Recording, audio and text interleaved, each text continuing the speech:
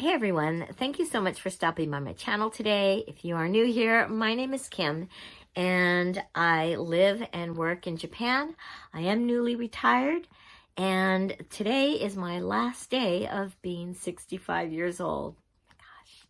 So I thought I would just do an impromptu video at home and talk about some of the reasons why I feel like I've been living my best life in my 60s here in Japan. Along the way, I've learned a lot of things about myself and not so much struggles, but just things that now I'm realizing why these are my best years and how they can be your best years too, even if you're living in a foreign country. Let me tell you, it's a lot different, I think, when you retire in a different country and you're away from your family or your comfort zone of friends that grew up with you and are going through the same thing, because most of my circle of friends here are all younger and many of them are nowhere near retirement. I hope this video can help maybe prepare some of you younger people a little bit better, or maybe think about some things on how, if you decide to retire in a place like Japan or in another country, some things that you might want to consider. I also wanted to kind of pay tribute or express my gratitude for the number of senior YouTubers out there that inspired me to do this. The best thing I learned about binge watching so many of these new YouTubers that are talking about what their lives are like at 60 plus years old, living alone, navigating retirement, all those things, it gave me a lot of reassurance, like not only inspiration, but a lot of reassurance that I'm not alone and there are people in other parts of the world that are feeling the same things that I'm feeling, and kind of going against some of the ways people think.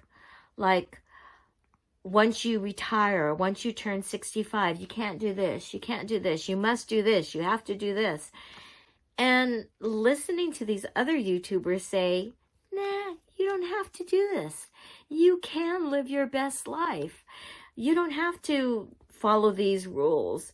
You can navigate in your comfort zone the way you want to make your life happen. So I thought I would jump on board the bandwagon, and yeah, I think I qualify now that I only have, gosh, I guess it's less than 12 hours before I officially turn 66. So even though there are so many things that I could speak about what I've learned, because I'm still learning and there's always a new thing every day. So I thought I'd narrow it down to 5 things that helped me to live my best life in my 60s as a single senior citizen here in Japan. All right. Number 1. You hear a lot of people saying, hey, don't make excuses. You know, you can do anything when you're older. You don't have to. If people tell you no, like, don't listen to them, and things like that, right? Well, I agree, but maybe for different reasons. I don't have to make excuses about how I live my life now that I'm a senior citizen, because everybody else makes the excuses for me. Now, let me explain that, because I know it sounds kind of weird, but, you know, like, I don't know, like, I don't really care or think about what I wear or how I dress or anything like that, and I never have. I've never followed the norms of what you're supposed to do. You can ask my mom and dad that. But, you know, like all those things where they say, oh, you shouldn't wear this when you're in your 60s, or you need to consider this, or don't do this. Well, if I do it, or if I don't do it, everybody else can talk behind my back and make their own assumptions or judgments, but it doesn't affect me. So they can make the excuses. Like if, I don't know, if I'm wearing something strange or maybe something that I would have worn when I was younger and people think, oh my gosh, why is she wearing that? That's not good for people in their 60s. Okay? They'll just say, oh my gosh, she dresses funny because, well, we'll forgive her because she's old. Or if I turn down an invitation and I just say, oh, no thanks, I'm going to pass. Okay, they can say all they want. They can say, oh, she's probably passing because she's too old. Or, oh, we have to remember she's older and she might get tired. No, I just didn't feel like going. Things like that. Like, I don't know. Like, I don't have to make the excuses. Let them make the excuse that they want to believe. And that's fine with me because I don't really care. That sounds kind of heartless, but it's true.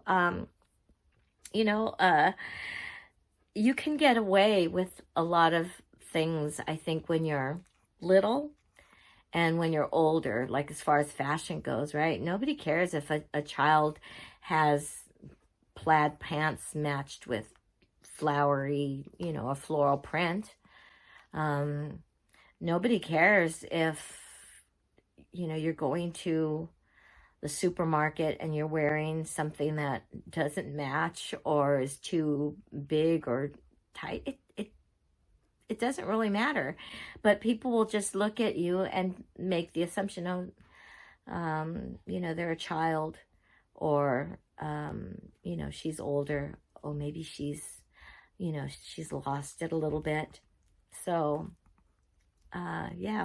even too, if you decide not to go to a party or a dinner or out at night, people will just say, oh, okay. It's like you get a free pass. You get like a little pass saying, oh, this person is older, so it's okay. And it's not coming from me. I've got banded here. It's not coming from me, so go ahead. They can make the excuses for me. All right. Number 2, people talk about, like, once you get older, needing hobbies or finding things to do during your retired life or making your life worthwhile so you're not just sitting around playing solitary like my mom does or sitting on the couch watching TV. But I don't know. For me, my interests and my hobbies and what I do in my free time, it didn't stop once I turned 60. It continued. And if anything, I just got more hobbies, or I got interested in more things. And that was my lifestyle before as well. If I felt like doing something, or I was interested in trying something, exploring something, I just did. And even if somebody said, are you sure you want to do that? If I felt like doing it, I still did it. I don't care if I'm the oldest one playing a game in an arcade, which I usually am. I don't care if I'm the only one that collects capsule toys from the machines in Japan. If I think they're cute and I want to spend 300 yen, or the equivalent of maybe $2 on this little toy, that's my decision, and I'm fine with it. I don't care if you think it's too young or you shouldn't be doing that. Same with games. I always laugh because when you ask, like, my students, what do you like to do in your free time? And they say, oh, I like to play video games. And a lot of teachers get kind of like they look at them like, oh, I think you need to be doing something else, like playing sports or studying this or reading books. And then, right, when they ask me and I say, oh, I like to play video games. And then they laugh like, you play video games? The other day I was teaching a class and this girl was tapping on her desk like, and I said I went, oh, ASMR.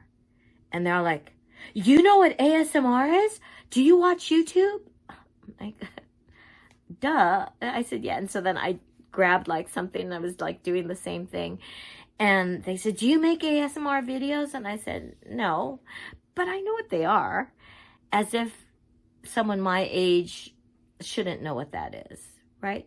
Now, granted, there's a lot of things I don't know, and there's a lot of things I don't know how to do. And if I wanted to do them, I would. But it just is something that doesn't interest me. Like, yeah, I don't know. I kind of know my limits. And if I know that it's something that I'm not going to enjoy, I'm not going to go play it. If it's something that I do enjoy, I will play it and I will explore. I don't like climbing mountains. I'm not a hiker, an uphill hiker. I don't mind. I could walk forever if it's straight or down. But so I'm not going to spend my calories on climbing a mountain if it's something I don't want to. Roller skating, give me a pair of roller skates. I'll do that any day. So, yeah, so I just feel like, I don't know, how could I ever be bored? Because there's always something to do and there's always something I'm interested in. So, yeah, main point of that is my interest in my hobbies didn't stop when I entered my 60s. They just got better and increased. I had more time to do them. All right. Number 3,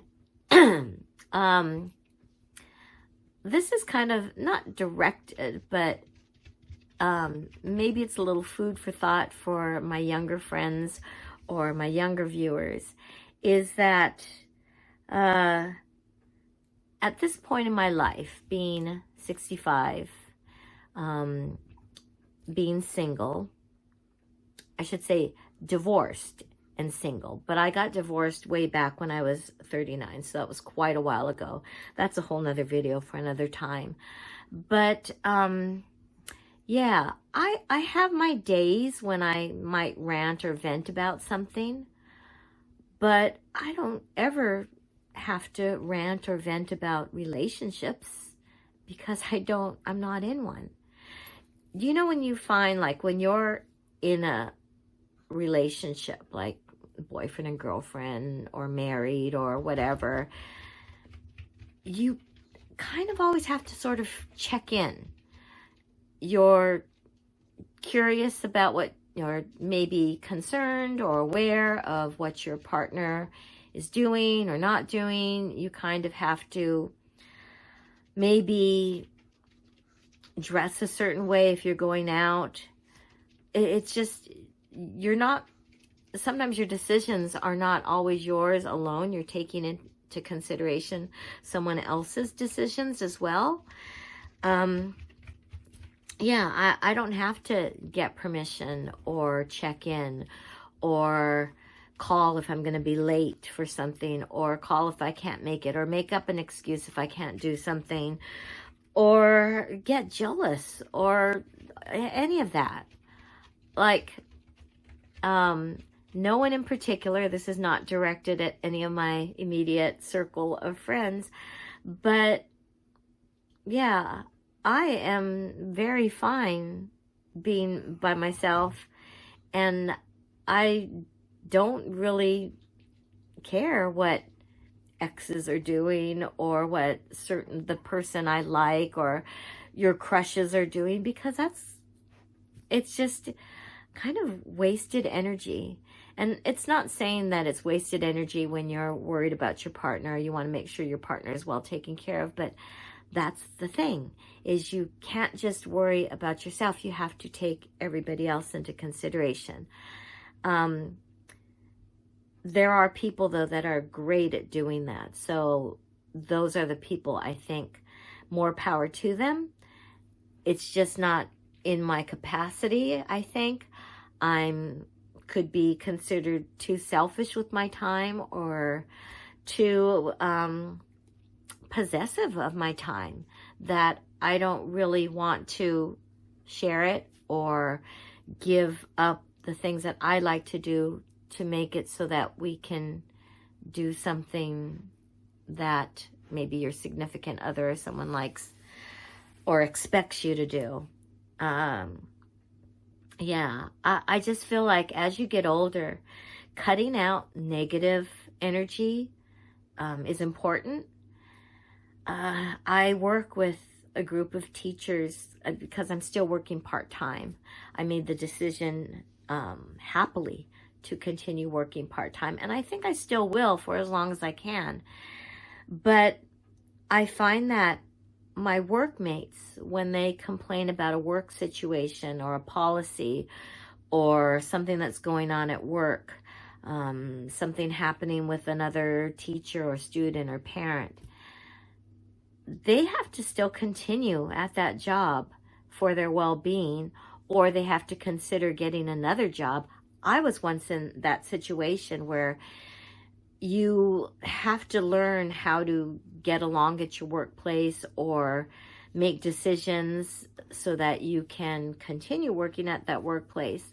Whereas I've already officially stopped working because of the age law here in Japan, or at my particular workplace. I had to retire at 65.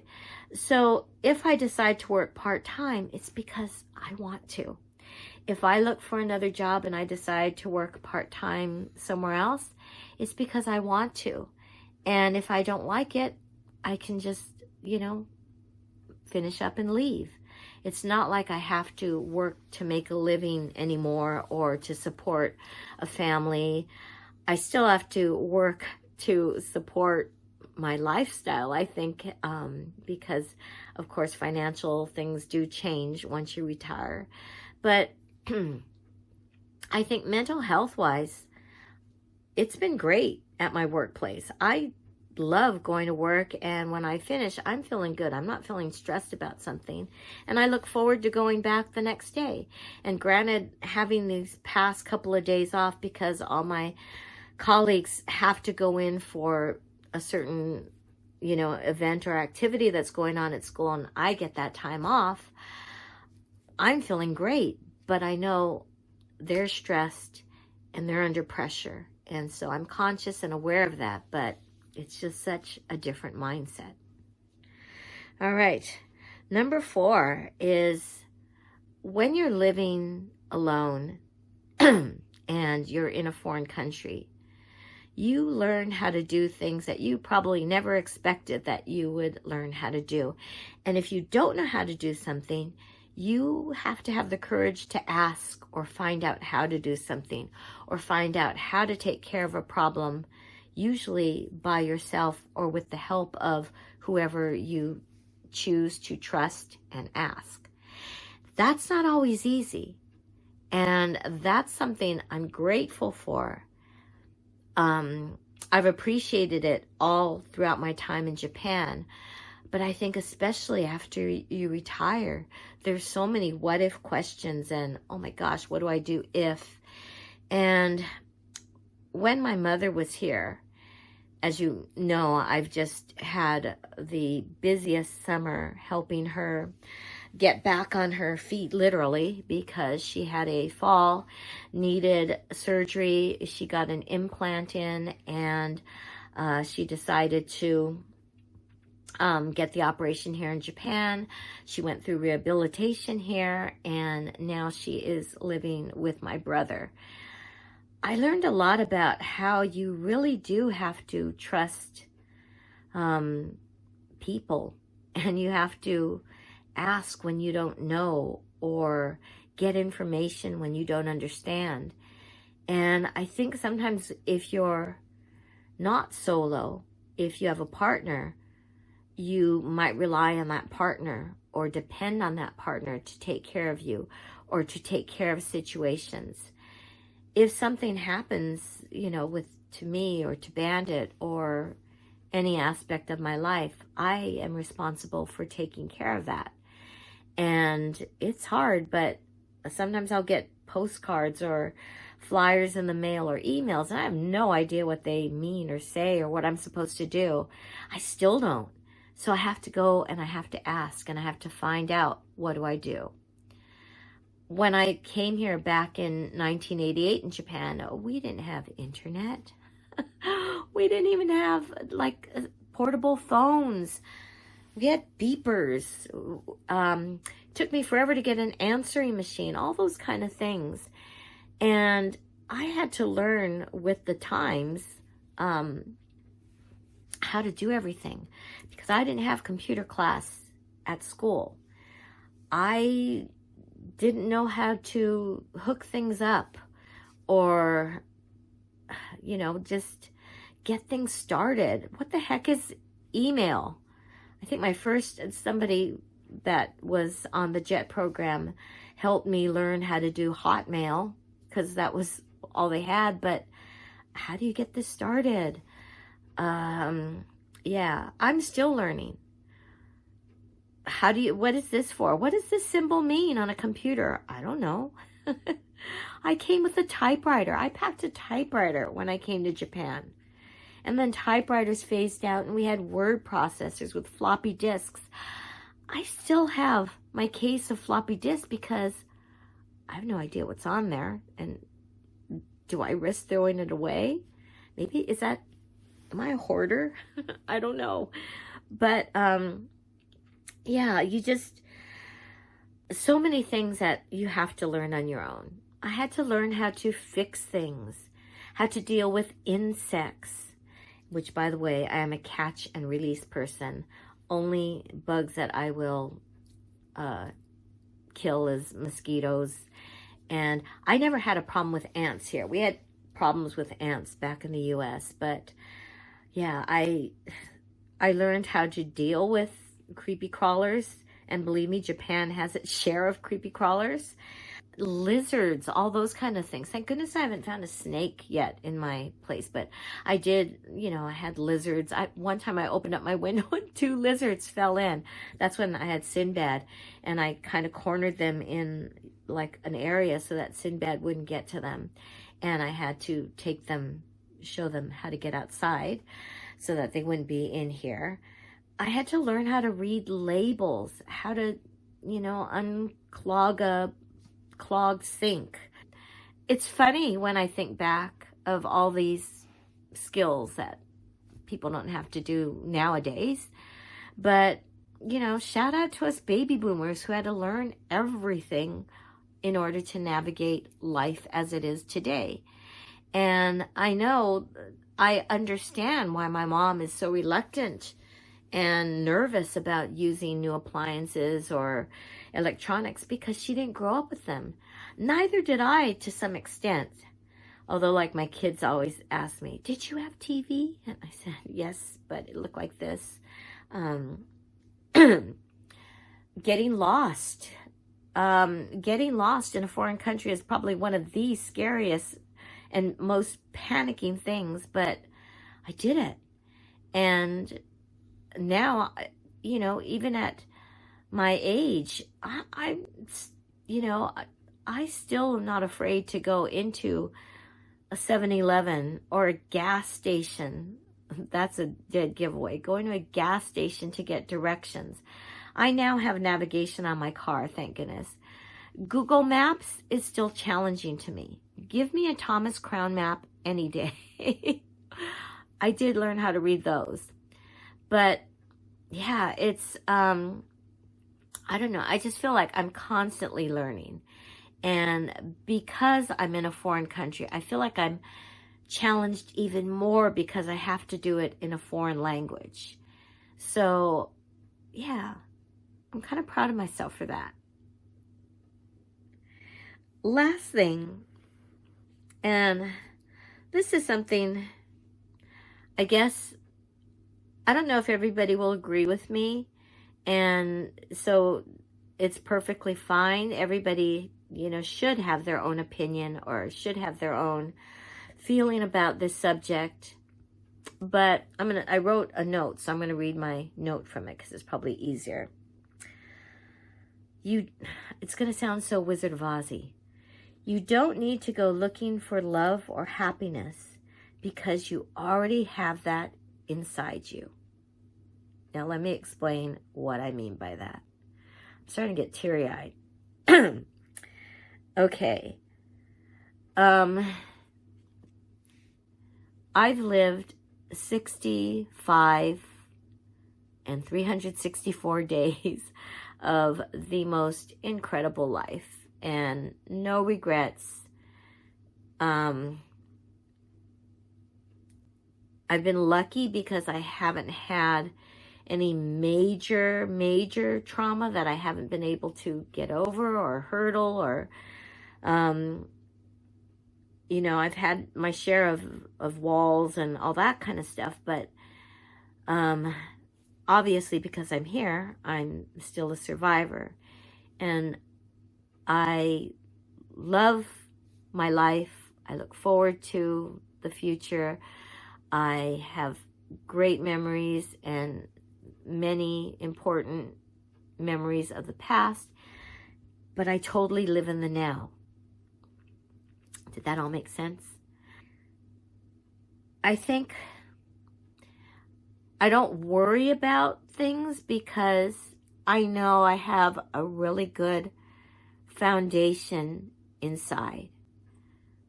I love the person that I am, and I will love the person that I continue to become. I loved the person I was as a child, and I think it wasn't just loving myself, it was because I was surrounded by love, and I was surrounded with learning experiences, so I'm not afraid of challenges or growing or the unknown or the unexpected, because that's all a part of life. Now, some people, and I mean this like it's not just people, it's animals as well. There are some people that need a partner to navigate or someone to take care of them. I feel so blessed and so fulfilled, and I know that sounds so cliche, but that's why I don't need to find anything, anything better or anything that, I need to grab onto. I have a great support network and a wonderful circle of friends that come and go, because when you live in a foreign country, not everybody is going to stay in that foreign country. They're going to go back to their home country, and many of them have. Many of them, right, I only keep in touch with online. Many of you, haven't met you in person, but I've made connections with you online, and that, my heart is just overflowing. It's stuffed with all these wonderful people and memories and words of wisdom, all of that. So, yeah, so that's why I guess it's just, I feel content. I think if you're not content when you're in your 60s or you're looking for someone, I'm wondering if it's because, there's some sort of need or something that's missing. And people do need to find that missing part in order perhaps to make their life comfortable or feel like everything is fine, which is perfectly fine and very respectable and something that I encourage you, if you're one of those people, to do. But also know that there's people that, that they're content with the way their life is. So give them a little credit, or, not everybody will navigate the 60s in the same way. And just because you might need to find a partner or a lifestyle or a retirement plan that's right for you, it doesn't necessarily mean that it's right for someone else. And that's why it was great coming on YouTube and finding people that felt the same way and that are living their life the same way. And it just makes me really excited to be here on YouTube and share things with people who are in the same phase of life, as well as people who maybe their parents are in this phase, or they are nearing this phase, or they're so far away from this phase, but maybe down the road they'll like come back and say, hey, you know what? I listened to this YouTuber named Kim, and she said, you know, that I don't have to have a partner. I can enjoy life at 65 and do all the things that I like doing because it doesn't matter if people judge you, blah, blah, blah, blah, blah. It'll give me a warm feeling whether I'm here on this earth or whether I'm in some other place. I do hope if you found this video helpful or if it resonated with you, please give it a thumbs up. Please feel free to leave any comments. If you have some ideas, or if you've had some experiences, or if you have some insight that you'd like to share with me, please feel free to leave them in the comments. My community here has been so supportive, and I just am so grateful that I made the decision to come on YouTube and share what I can with you. I also like to share things about Japan if you're traveling here, things about being a dog mom, teacher life. So if any of that interests you, I do have playlists on those and would love to have you join the community. So please consider subscribing. I will look forward to seeing you in the next video. Thank you for sharing my last day at 65 with y'all. And I guess the next time I post, I will be 66. Thank you. Bye.